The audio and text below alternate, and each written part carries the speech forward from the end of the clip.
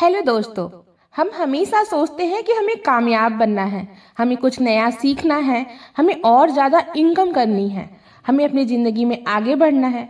लेकिन ये सब सोचने के बाद हम ये सोचते हैं कि आखिर हम अपने नए स्किल्स कहाँ से सीखें।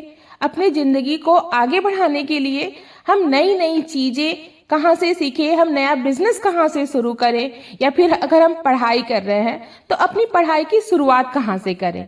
और ये सोचते सोचते हमारा बहुत सारा समय चला जाता है और फिर हम सोचते हैं कि हमें कोई अच्छा गुरु ही नहीं मिल रहा, या फिर हमारे पास कोई सही रास्ता ही नहीं है जिसे हम चुन के आगे बढ़ पाए। लेकिन अगर हम चाहते हैं कि हम अपनी जिंदगी को बदले तो उसके लिए हमें किसी गुरु की जरूरत नहीं है, क्योंकि हमारा हर पल हमारे लिए एक गुरु हो जाता है। इसी बात को साबित करने के लिए मैं आपको 3 कहानियां सुनाने जा रही हूँ। यह कहानियां एक बहुत ही सफल इंसान की है जिसके बारे में मैं वीडियो में आखिरी में बताऊंगी। लेकिन ये छोटी छोटी कहानियां अगर आप अपने 10 मिनट दे के सुन लेते हैं ना, तो मैं गारंटी से बोल सकती हूँ कि आपका जीवन अवश्य ही बदल जाएगा अगर इन बातों को आप अपने जीवन में उतारते हैं तो। यह कहानी है एक सफल हस्ती के बारे में। एक बार एक सफल हस्ती से किसी ने पूछा कि आपके गुरु का क्या नाम है।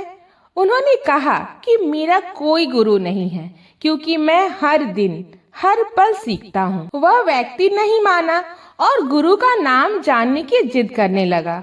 उस हस्ती ने बहुत समझाया कि सीखने वाले के लिए हर परिस्थिति एक गुरु का कार्य करती है। वह जिद पे अड़ा रहा। सफल हस्ती ने आखिर हार मानकर कहा कि चलिए मैं तुम्हें अपने कुछ गुरुओं के बारे में बताता हूँ। तो मेरा पहला गुरु एक कुत्ता था।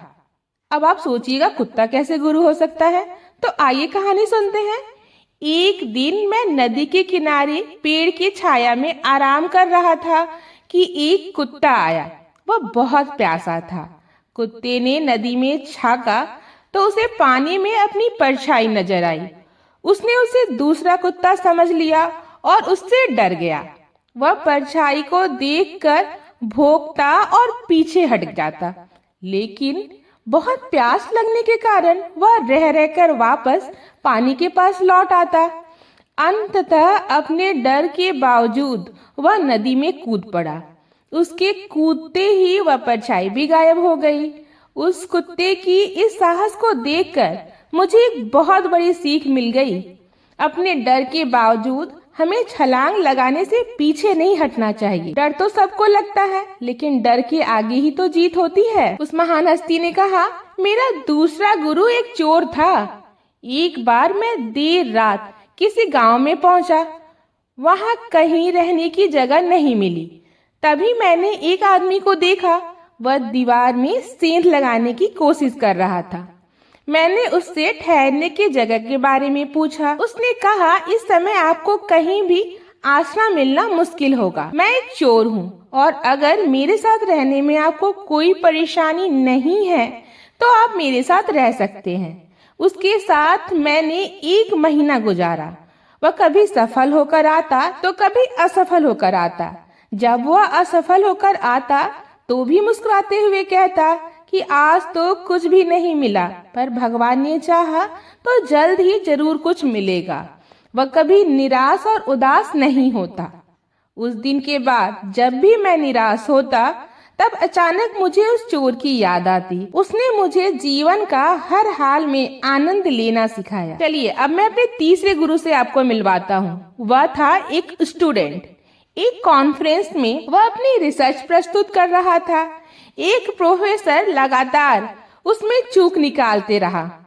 प्रोफेसर ने उसे परेशान करने के लिए मोमबत्ती जलाई और उससे पूछा कि बताओ ये आग और रोशनी कहाँ से आई। यदि यह तुम बता दोगे तो मैं मान लूंगा कि तुम इस रिसर्च की योग्य हो। स्टूडेंट से रहा नहीं गया और उसने फूंक मारकर मोमबत्ती बुझा दी। अब उसने प्रोफेसर से विनम्रता से निवेदन किया कि आप मुझे ये बता दें कि यह आग और रोशनी कहाँ गई, तो मैं मान लूंगा कि आप सिखाने के योग्य हैं। प्रोफेसर को अपनी गलती का एहसास हुआ और उन्होंने स्वीकार किया कि वह सिखाने के लिए तैयार नहीं थे। उस दिन मुझे एहसास हुआ कि कोई भी कभी भी और कहीं भी हमें सिखा सकता है। हमें सीखने के लिए लगातार तैयार रहना चाहिए।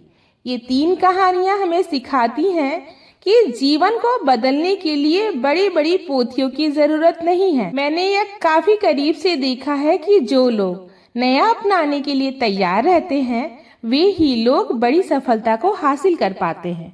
और यह कहानी है डॉक्टर उज्जवल पाटनी की। तो दोस्तों, यह कहानी से आपको क्या सीख मिली और आप कितनी जल्दी इस कहानी को अपने व्यवहारिक जीवन में उतारते हैं, ये आपके ऊपर है। यह कहानी आपको कैसी लगी आप प्लीज कमेंट बॉक्स में जरूर बताएं और साथ ही साथ अपने दोस्त को इजाजत दें। धन्यवाद।